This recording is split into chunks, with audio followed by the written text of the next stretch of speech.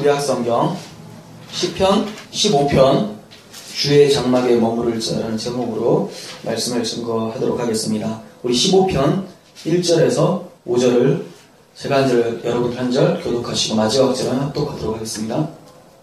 여호와여, 주의 장막에 머무를 자 누구오며 주의 성산에 사는 자 누구오니이까?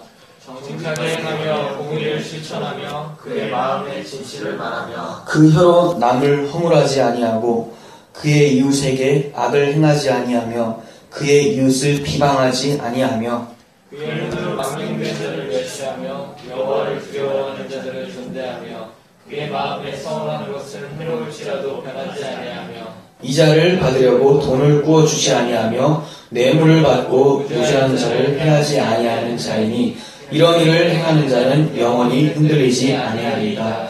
아멘. 방금 15편 말씀을 읽고 나서 어떤 느낌이 듭니까?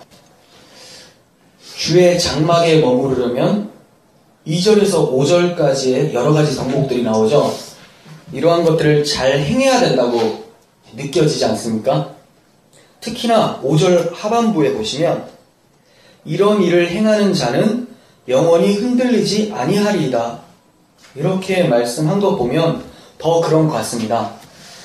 그렇다면 지금 이게 다윗의 고백인데 다윗은 율법주의자라는 말인가? 행위주의자라는 말인가? 이런 질문이 부딪히겠죠. 성경의 핵심 메시지인 오직 의인은 믿음으로 말미암아 살리라, 이 말씀과 대치되고 있다는 말씀인가? 그렇지가 않습니다. 다윗의 고백을 보면 시편 51편 5절에서 내가 죄악 중에 출생하였음이며 어머니가 죄 중에서 나를 잉태하셨습니다, 이렇게 고백을 했었어요. 그러니까 지금 자기가 의롭지 못한 자라고 지금 얘기를 하고 있거든요. 근데 마치 여기서는 내가 의인으로서 의를 행해서 주의 장막, 구원에 이르겠다, 이런 것처럼 보여지잖아요.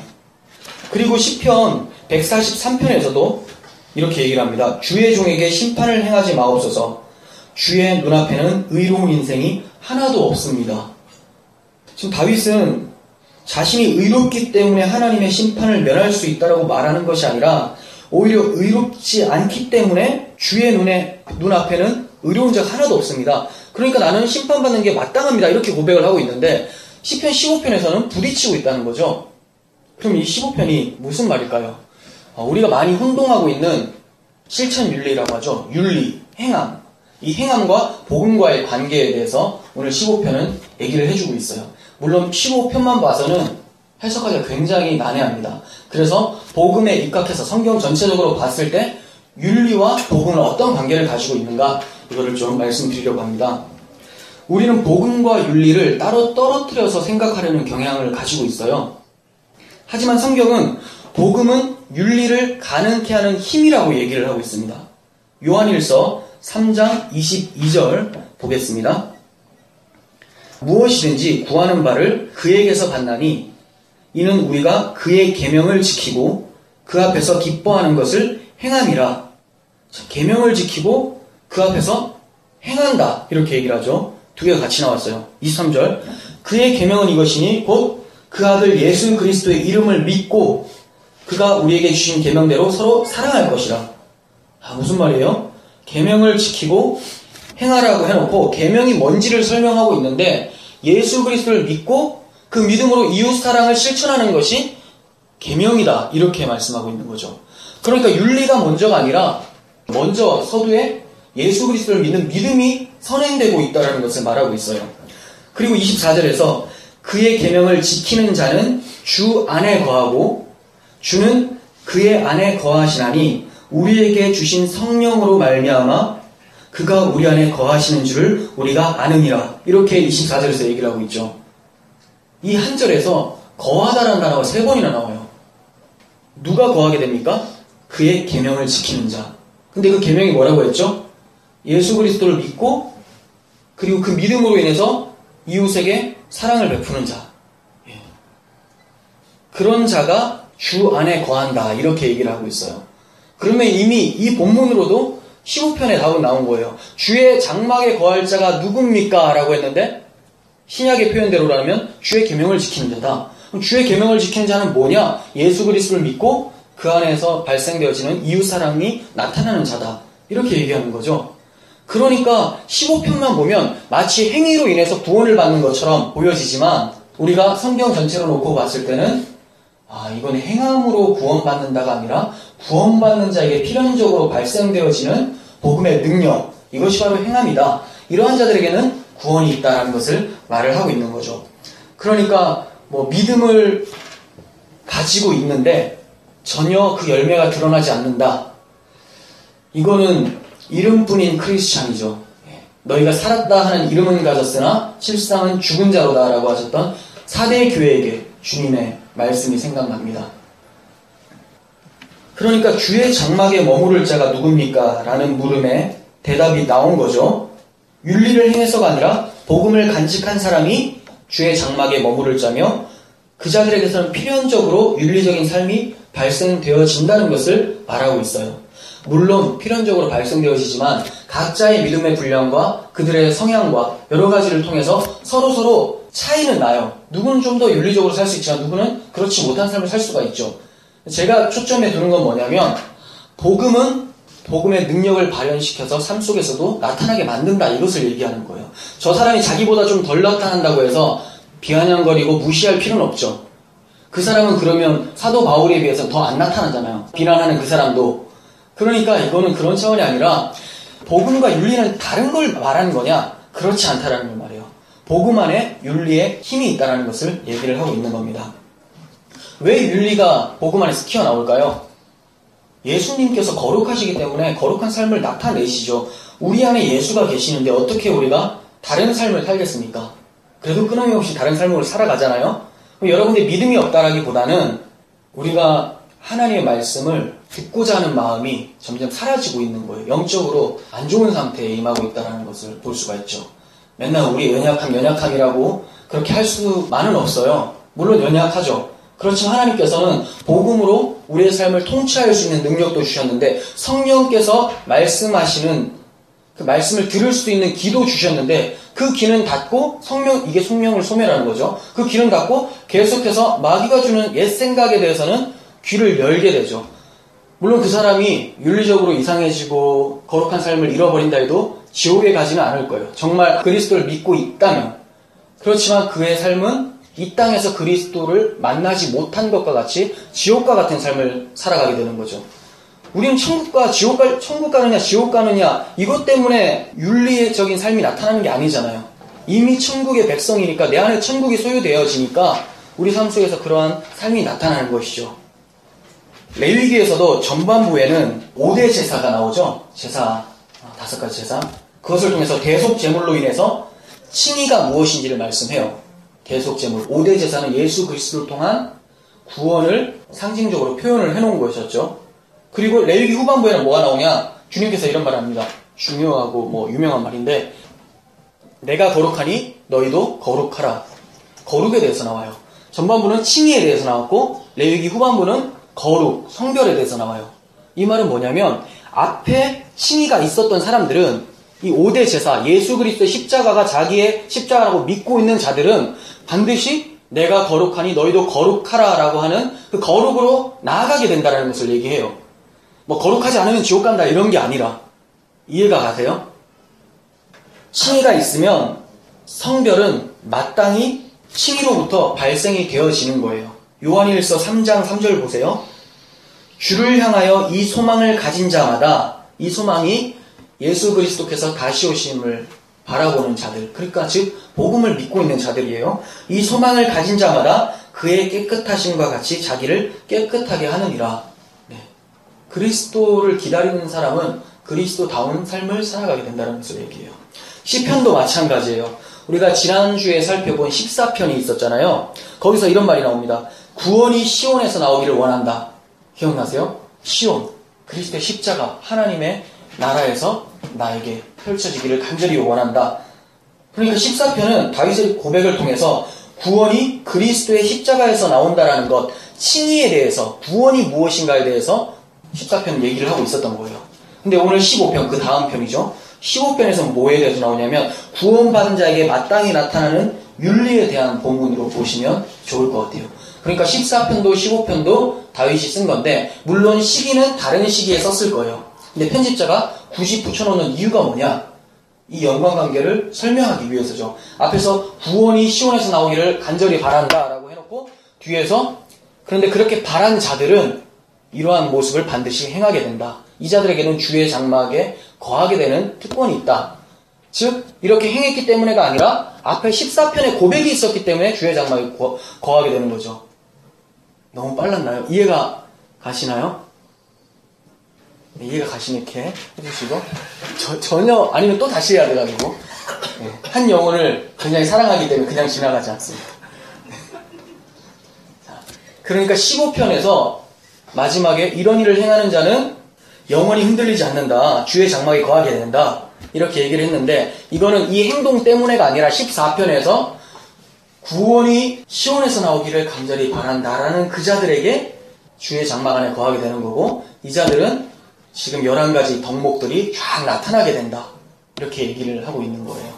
15편만 봐서는 정말 율법주의로 흐르기에 딱 좋은 본문이죠. 자, 그러면 이러한 부분을 생각하면서 한 절씩 조금 더 살펴보시면 1절 보세요. 여호와여 주의 장막에 머무를 자가 누구며 주의 성산에 사는 자가 누굽니까? 자, 이제 하나씩 살펴보면 주의 장막이 나왔는데 주의 장막이 뭡니까? 주의 장막. 주의 장막은 주님께서 임재하시는 장소라고 상징되었었던 곳이었죠. 구약 성경에서. 성막과 같은 거죠, 성막. 거기에서 지성소 안에 구름이 꽉 임하면 여호와의 영광이 임했다고 하면서 언약궤 위에 주님께서 앉으셨다. 이렇게 사람들은 생각을 했었어요. 주님께서도 하나님께서 그렇게 말씀하셨고 그러니까 하나님의 임재의 상징이 장막이었었어요. 그 장막 안에 거한다는 것은 뭡니까? 하나님과 함께 산다라는 것을 얘기를 하는 거죠. 이 장막이 나중에 어떻게 변화됩니까? 성전으로 변화돼요. 성전. 네, 솔로몬에 의해서 성전이 되죠. 그러니까 성전이나 주의 장막. 여기서는 또 뒤에 주의 성산에 사는 자는 누굽니까 하잖아요. 예, 성전이 있는 산, 네, 거룩한 그곳에 거할 자가 누굽니까? 이렇게 묻고 있는 거예요. 하나님의 임재 장소에 거할 자. 그런데 다윗은 왜 주의 장막에 거하는 것에 초점을 두고 있습니까? 왜 주의 장막에 거하기를 바라고 있을까요? 에덴 동산에서 아담 타락 이후에 주의 장막에 거하는 자가 아무도 없는 거예요. 다 하나님과의 단절을 맛보고 있는 거죠. 그러니까 모든 타락한 죄인들 가운데 가장 바라야 될 것이 무엇일까요? 하나님의 임재죠. 하나님의 부재 상태가 지금 타락의 결과인데 당연히 하나님의 임재를 원하게 되겠죠. 그래서 다윗도 내가 그토록 바라는 것은 단 하나, 하나님의 성산에서 사는 것, 하나님의 장막에서 사는 것. 우리가 아까도 찬양했잖아요. 내가 주의 장막을 사모합니다. 오직 주의 임재를 갈망합니다. 주의 집에서의 하루가 다른 곳에서의 첫날보다 좋으니 주 사랑 안에 머물며 사랑 노래합니다.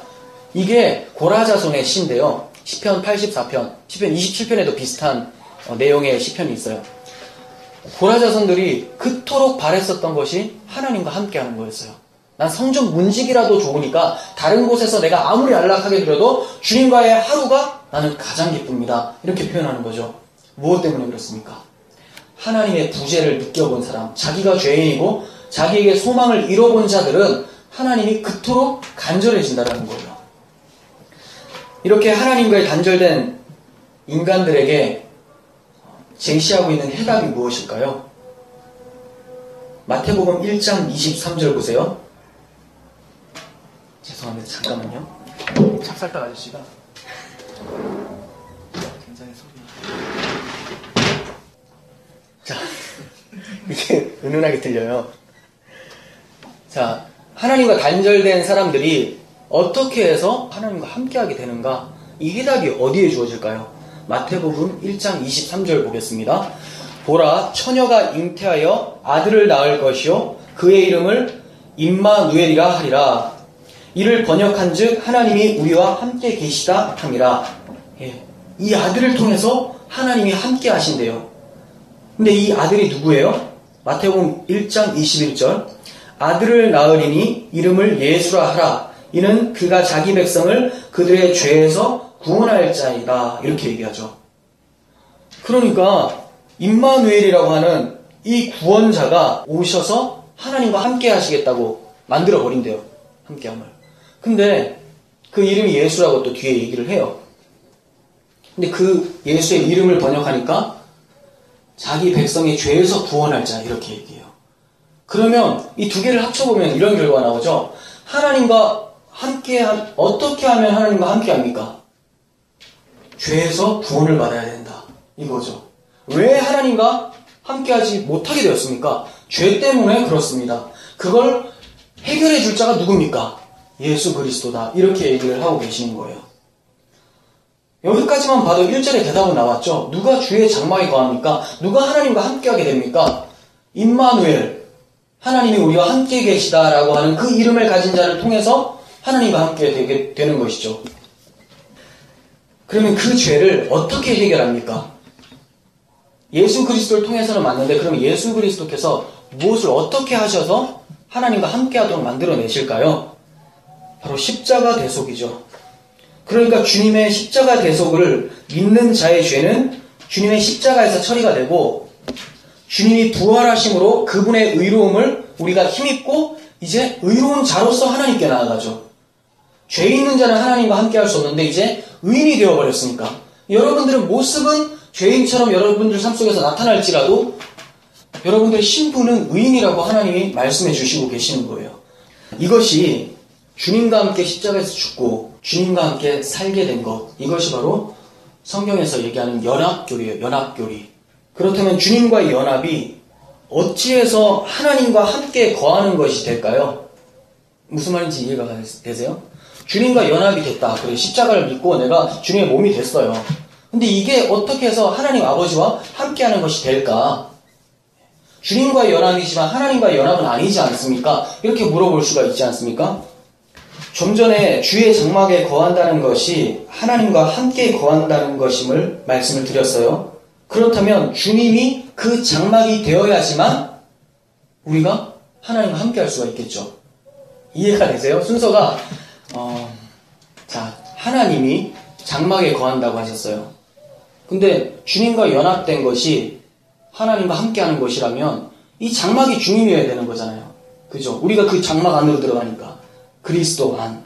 자, 그 장막을 요한복음 1장 14절에서 누군지를 알려줍니다. 말씀이 육신이 되어 우리 가운데 거하심에 우리가 그의 영광을 보니 아버지의 독생자의 영광이요 은혜와 진리가 충만하더라. 여기서 말씀이 육신이 되어 우리 가운데 거하셨다라고 할 때 예수 그리스도를 얘기하고 있는데 여기서 거하시다라는 단어가 나오죠. 헬라어로 스케노라는 단어인데 장막을 치다 이런 뜻이에요. 텐트 치다. 이제 살려고 한다 이런 거죠. 그러니까 무슨 말입니까? 예수님께서 우리의 장막이 되어주셔서 우리를 그 안에 담으셨다. 그런데 우리가 그분의 영광을 보니 아버지의 독생자의 영광이요 은혜와 진리가 충만하더라.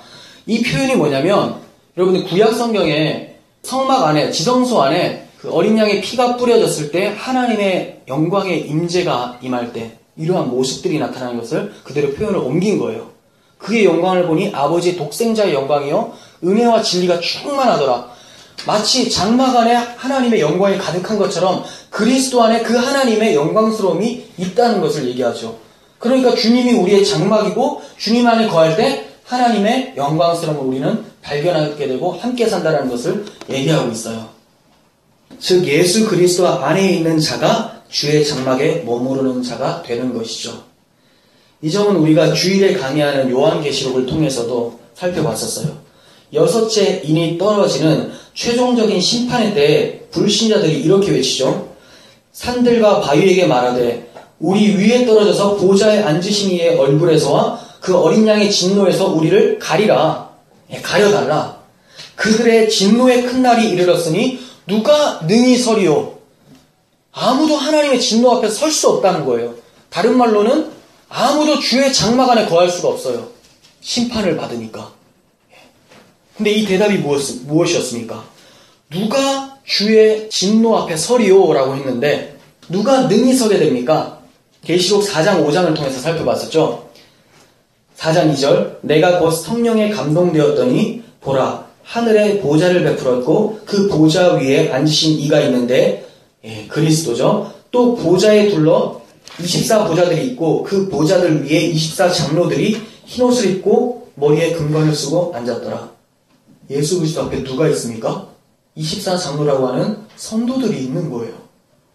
계시록 5장 10절 그들로 우리 하나님 앞에서 나라와 제사장들을 삼으셨으니 그들이 땅에서 왕노릇 하리로다 하더라. 그들로 우리 하나님 앞에서 나라와 제사장 삼았다. 하나님 앞에 선자들이 생긴 거예요. 6장 마지막에 누가 능히 섭니까? 라고 대답했죠. 근데 우리가 이번 주 이제 살펴보겠지만 7장에서는 14만 4천 명이 나오죠. 대답을 해주는 거예요. 예수 그리스도의 고요를 알지 못하는 자들은 누가 하나님의 보좌 앞에 어린 양의 진노 앞에 서게 됩니까? 그들은 모르니까 당연히 심판을 받게 되죠. 그런데 7장에서는 알려줘요. 4장 5장에서도 얘기해줬고 이들이 질문하자 이 자들은 다르다. 14만 4천 명 얘기를 해주죠. 교회를 얘기하는 거예요. 교회들은 하나님 앞에서 능히 설 수 있는 것이다. 어린 양 예수 그리스도의 십자가 대속을 믿는 자들은 하나님 앞에 서게 됩니다. 로마서 5장 1절 보겠습니다. 그러므로 우리가 믿음으로 의롭다 하심을 받았으니 우리 주 예수 그리스도로 말미암아 하나님과 화평을 누리자. 또한 그로 말미암아 우리가 믿음으로 서 있는 이 은혜에 들어감을 얻었으며 하나님의 영광을 바라고 즐거워하느니라. 즉 하나님의 영광에 들어가는 복을 그리스도를 통해서 얻게 된다는 것을 얘기하고 있죠. 이 은혜에 들어감을 얻었으며 하나님의 영광을 바라고 즐거워한다.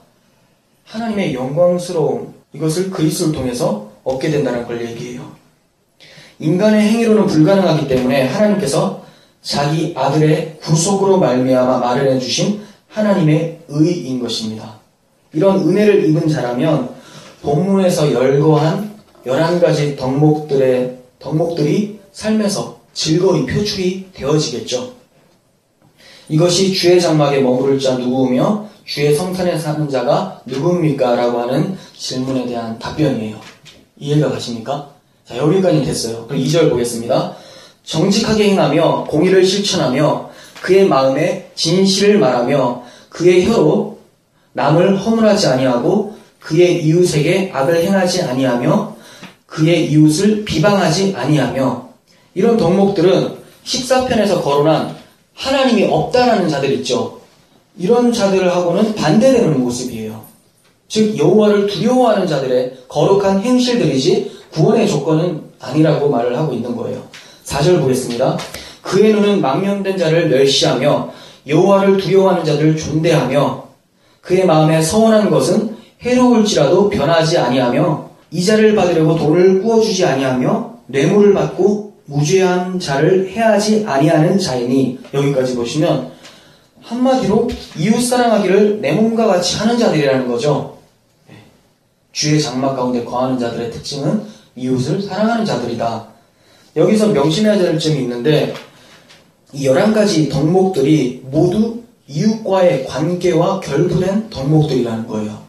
하나님과의 관계를 지금 얘기하는 게 아니라 우리 주변의 이웃들, 교회 안에서 형제자매들과의 관계 속에서 나오는 덕목들이라는 거예요. 왜 그런지 아세요?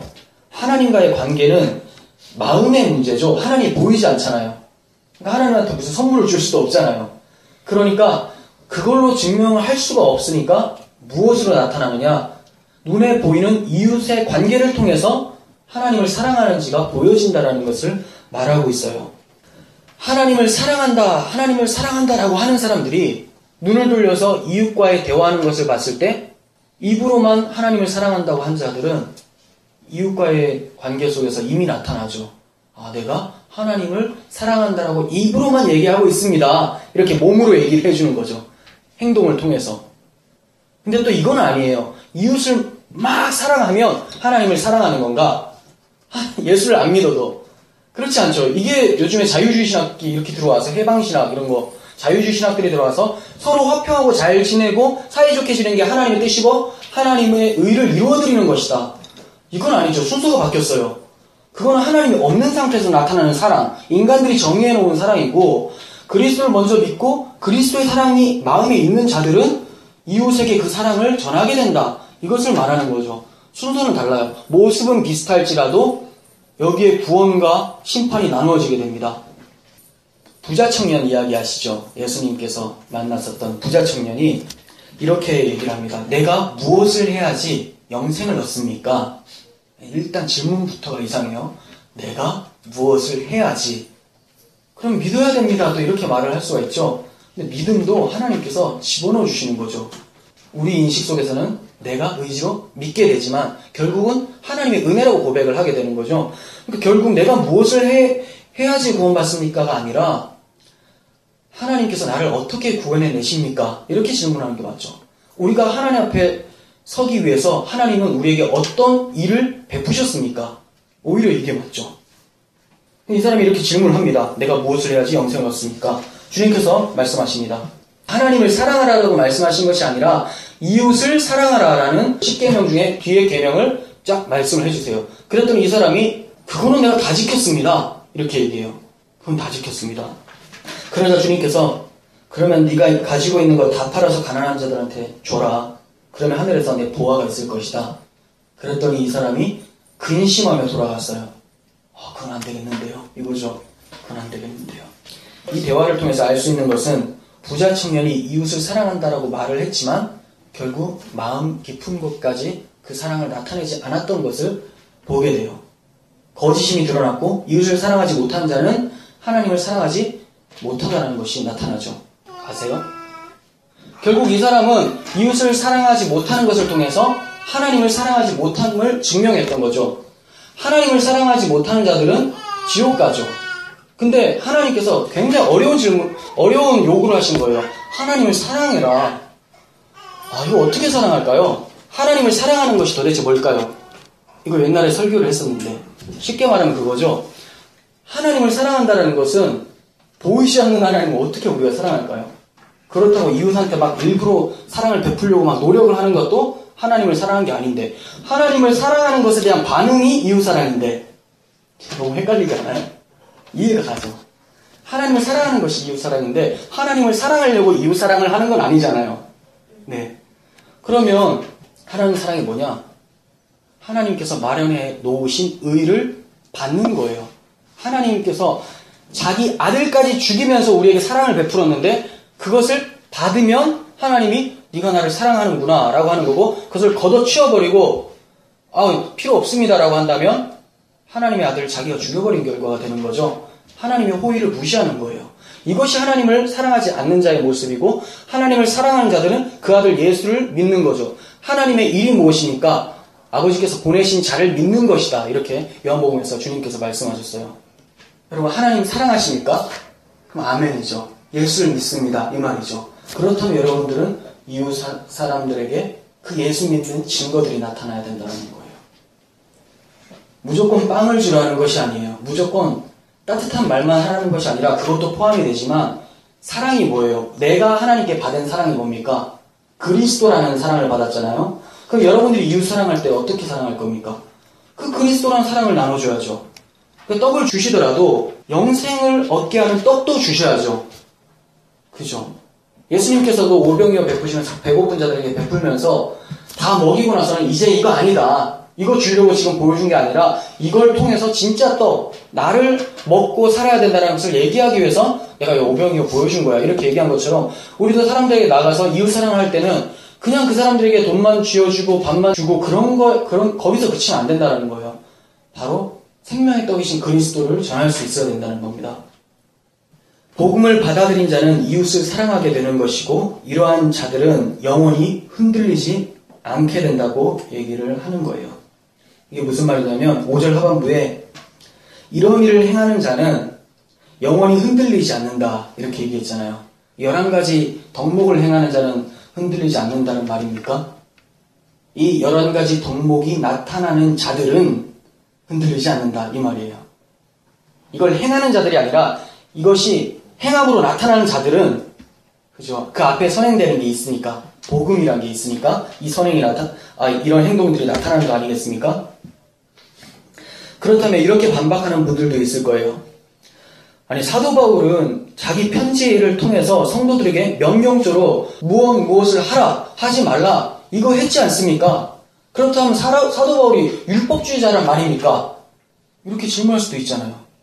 그래서 이런 일을 행하는 자는 영원히 흔들리지 않는다라고 했는데, 제가 그 행하는 거 그거 아니다라고 계속 말하니까 사도 바울은 하지 말라 하라라고 했는데 사도 바울도 이상하게 말한 거냐? 그 사람이 율법주의자냐? 그렇게 질문하는 사람이 율법주의자예요. 사도 바울이 명령한 문장을 가지고 명령으로 듣는다면 그게 율법주의자라는 말이에요. 사도 바울이 명령할 때 진짜 성도는, 복음을 간직한 성도는 부담스럽습니까? 아버지의 마음으로 느끼게 되죠. 아, 아버지께서 이거 싫어하시는구나. 저거 안 하면 큰일 난다, 이게 아니라 저거 해야지 반드시 네가 구원받는다, 이런 게 아니라 아버지, 내 사랑하는 아버지께서 저걸 싫어하시는구나. 목회자의 호소예요. 권면이에요. 여러분 이렇게 하십시오, 이렇게 하지 마십시오. 근데 우리 목사님 맨날 하라, 하지 말라 이것만 얘기해, 이게 아니죠. 명령할 수 있어요. 근데 그 명령을 어떻게 받아들이느냐, 그 인식에 따라서 달라져요. 목사님 왜 하라 하지 말라 하는 거 보니까 목사님 율법주의자인가 봐, 이렇게 생각하는 게 율법주의적인 성향을 가지고 있는 자들이에요. 왜 그러냐면 선악나무, 에덴 동산에 선악나무 심겨져 있죠. 이것을 보고 자기를 억압하기 위해서 하나님께서 심어놨다, 이렇게 인식하는 게 율법주의자의 사고예요. 아담이 그렇게 생각했죠. 왜 이거는 먹지 말라고 하느냐, 나 이거는 먹고 싶은데 왜 이거 먹지 말라고 하느냐. 근데 선악나무를 보면서 이렇게 생각하는 사람이 있어요. 어떤 사람들? 성령 임한 자들은 하나님께서 나를 사랑하셔서 죽지 않도록 먹지 말라고 말씀하셨구나, 이렇게 느껴야죠. 사랑의 음성으로. 명령을 명령으로 느껴지는 것이 아니라, 억압으로 느끼는 것이 아니라 사랑의 표현으로, 나를 살리기 위한 아버지의 표현으로 느낄 수가 있어야 된다는 거예요. 10계명이 명령으로 들려지십니까? 우리 맨날 10계명, 그래도 내가 9가지 계명, 9계명까지는 잘 지켰어. 탐심은 못 없애지만 그거는 탐심 하나 어기면 다 어긴 거죠. 끝이에요. 10계명은 하나님께서 이거 안 지키면 너 심판받는다, 이렇게 해서 주신 것이 아니라 이게 억압으로 듣는 거죠. 하나님의 사랑의 메시지로 받으셔야 돼요. 내가 이런 분이다, 넌 이거 못한다, 그래서 내가 내 아들을 보내지 않느냐, 그 마음 가지고 살라. 그럼 너는 이러한 모습으로 살게 돼. 이게 내 마음이야. 이런 거룩함이 나야 바로. 이렇게 얘기를 하는 거죠. 근데 저 꼭 하나님처럼 저렇게 돼야 돼? 누가 하나님처럼 되래요? 하나님처럼 돼야 돼. 하나님을 극복하려고 해요. 율법을 잘 지켜서 구원받으려고 하는 시도가 뭐냐? 하나님께 칭찬받으려고 하는 시도가 뭐냐면 하나님을 극복하려고 하는 거죠. 거룩한 하나님처럼 되보겠다고. 근데 그게 아니라 그 율법 자체가 즐거워야죠. 다윗은 율법이 내 입에 꿀송이보다 더 달다고 했어요. 이걸 명령으로 받는 사람의 모습입니까? 아니죠. 이걸 아버지의 마음으로 받는 사람인 거예요. 우리는 여전히 죄된 마음의 공격을 계속 받고 살아갑니다. 그래서 계명을 보면 억압으로 들려집니다. 하지만 그러한 사고에서 벗어날 수 있도록 하기 위해서 복음이 있는 거예요. 사도 바울이 명령을 할 때 그냥 명령하지 않아요. 항상 서신서의 구조를 보세요. 전반부에는 복음을 설명해요. 후반부에 가면 막 그때부터는 사정없이 혼내요. 앞에 복음 빼고 뒤에 부분만 하면 이 사람 완전 율법주의자죠. 근데 앞에 항상 우리 주 예수 그리스도께서 피값으로 세운 교회, 막 이렇게 얘기한단 말이에요. 너희들은 거룩한 백성이요, 다 얘기하고, 자 이제 됐다, 이제 사랑 안에 거했지, 이제 내가 사랑으로 훈계할게 하면서 막 질책하는 거예요. 그걸 보면서 막 벌벌벌 떠나요. 앞에 복음을 생각하잖아요. 앞에 먼저 전한 게 있으니까. 자기가 찔림을 받고 죄를 질책할 때 그 목사를 향해서 왜 나를 질책하느냐, 나를 억압하느냐, 이렇게 느끼는 것이 아니라 앞에 복음을 들은 자는 내가 그 십자가의 사랑을 망각했구나, 주여, 가슴을 치게 되죠. 우리 어제 그 뮤지컬 봤잖아요. 거기서도 아버지에 대한 사랑이 점점 잊혀져 가잖아요. 알츠하이머 때문에. 우리는 영적 알츠하이머를 앓고 있는 것 같아요. 하나님께서 우리에게 베풀어 주신 사랑이 시간이 지나면 지날수록 더 견고해져야 되는데 점점 사라져가요. 신앙의 연수를 더하면 더 깊어져야 되는데 맨날 이런 얘기하죠. 첫사랑을 회복해야 된다. 첫사랑. 그러면 첫사랑은 도대체 언제 회복될까요? 매일매일이 첫사랑의 감격으로 살면 좋은데 이 알츠하이머가 있으니까, 영적 알츠하이머가 있으니까 계속 멀어져 가는 거예요. 그래서 그 뮤지컬 끝에 이런 얘기를 하죠. 내가 다른 기억은 다 잊어도 좋으니 우리 아버지에 대한 기억은 잊혀지지 않았으면 좋겠다. 이런 할머니가 이렇게 얘기를 하는데, 우리 성도들이 이런 고백이었으면 좋겠어요. 내가 세상의 모든 기억들 다 살아도 좋은데 하나님 나에게 베풀어 주신 그 사랑은 내가 주님 나라 갈 때까지 잊혀지지 않았으면 좋겠다. 이것이 우리의 고백이 되지 않겠습니까? 우리가 성경을 보다가도 명령과 행위를 강조하는 것 같아 보이는 본문이 나오더라도 하나님 아버지의 마음을 먼저 발견하신다면 율법주의적인 해석으로 빠지지 않을 수가 있는 거예요. 성경에는 명령 굉장히 많습니다. 그러니까 율법주의 설교가 굉장히 많죠. 교훈적 설교로 끝이 나버리죠. 이렇게 사십시오. 이것이 영광을 돌리는 겁니다. 아니에요. 아버지 마음을 아신다면 이걸 율법이나 교훈으로 해석하는 것이 아니라 아버지의 마음으로 느끼고 내 삶 속에서 이러한 모습들이 발견돼가는 것을 확인해가는 작업이 나타나겠죠. 여러분 삶 속에서 필연적으로 나타나요. 뭐만 기억하시면요. 아버지의 마음을 먼저 기억하신다면. 비록 본문에서 이런 일을 행하는 자는 영원히 흔들리지 아니하리라 하고 말하고 있을지라도 행위로 인해 흔들리지 않는다는 해석을 지향해야 하는 거예요. 영원히 흔들리지 않는다는 뜻이 뭘까요? 주님의 비유에 의하면 반석 위에 지은 집과 같다라고 말씀하세요.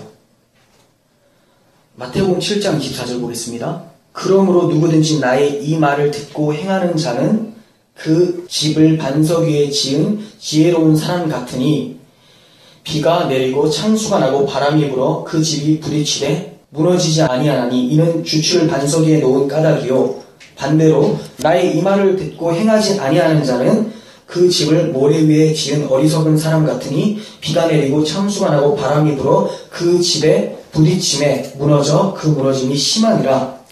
자, 이게 무슨 말입니까? 예수님의 말을 듣고 행해서 집을 반석 위에 지은 자, 반석은 예수 그리스도를 얘기해요. 그리스도는 믿음 안에 집을 지은 자, 신앙생활 한 자들은 무너지지 않는다고 얘기해요. 주님께서 말씀하신 것이 내 안에 거하라 이 얘기예요. 이게 마태복음 그 산상수훈에 들어가 있는 본문인데, 산상수훈 다 자체가 뭐냐면 내 안에 거하라, 그 안에서 내가 행하리라 이 얘기예요. 그러니까 기독교 윤리는, 하늘의 윤리는 우리가 어떻게 한다는 것이 아니라 그리스도 안에 거할 때 그리스도께서 우리 안에서 나타나는 행위들이에요. 그게 천국 시민의 윤리인 거죠. 그런데 주님 안에 거하지 않고 주님이라는 반석이 아니라 자기라고 하는 모래 위에 쌓을 때는 다 무너져 내린다고 얘기를 하고 있습니다. 그러니까 오늘 본문에서 이런 일을 행하는 자는 요동치 않는다, 흔들리지 않는다. 이 말은 그리스도 안에 있는 자, 그리스도를 반석으로 삼은 자들은 멸망하지 않는다라는 것을 볼 수가 있어요. 다윗은 본문의 덕목들을 행하는 자는 흔들리지 않는다고 말했습니다. 결국 예수라는 반석 위에 세우는 자는 흔들리지 않는다는 말과 같은 말이에요. 우리가 주님 안에, 주님이 우리 안에 거하신다면 마땅히 그리스도의 마음을 가지고 살아가게 되는 것입니다. 정리하겠습니다. 하나님을 떠난 자, 죄로 인해서 하나님과 단절된 자가 가장 시급하게 회복되어야 될 것이 무엇입니까? 바로 하나님의 임재죠. 하나님의 임재가 있는 자들은 이웃과의 어떤 모습이 펼쳐진다고 합니까? 사랑이 나타난다. 여러분들 삶 속에서 하나님이 여러분들에게 베푸신 그 사랑이 이웃을 향해서 여러분들이 그 사랑을 나타내게 된다는 거예요. 어느 정도의 사랑인지 아시겠어요? 그러면 그냥 잘해주는 정도가 아니라 예수께서 나에게 베풀어 주신 사랑이 내 안에 있다면 그 사랑이 이웃에게 나가요. 죽기까지 사랑하는 거죠. 되게 힘든 거예요. 그러니까 힘드니까 어떻게 하냐라고 하는 것이 아니라 어디로 가야 돼요? 그럼 먼저 그 사랑을 알아야죠. 순서가 그렇습니다. 날마다 우리가 복음을 간직하고 잊어버리지 않고 다윗이 말한 이런 일을 행하는 자, 이러한 삶들이 우리 삶 속에서 나타나서 우리가 주의 성산에 거하고 주의 장막 안에 거하면서 영원히 요동치 않는 우리들의 모습이 되기를 간절히 소원합니다. 기도하겠습니다. 하나님 아버지, 우리는 주님 밖에 있어서 요동할 수밖에 없었던 자였습니다. 그렇지만 하나님께서 강권적인 역사로 은혜 베푸심으로 이제 그리스도 안에 있게 되었고 그리스도를 통하여서 아버지와 함께 살아갈 수 있게 해주신 것 감사드립니다. 우리 삶 속에서 하나님을 사랑한다고 얘기를 하고 예수를 믿는다고 하지만 다윗이 나열한 덕목들의 모습들이 전혀 보이지 않고 있는지요. 우리 자신을 돌아보게 하시고 예수 믿은 증거가 우리 삶 속에서 마음껏 나타날 수 있도록 복음의 능력이 우리 삶으로 나타날 수 있도록 우리를 지켜주시옵소서. 그리스도 앞으로 나아가게 하시고 주의 장막 가운데 거하면서 기쁨과 감사함으로 주의 사랑을 나타내는 우리 모든 성도들 될 수 있도록 도와주옵소서. 예수님의 이름으로 기도합니다.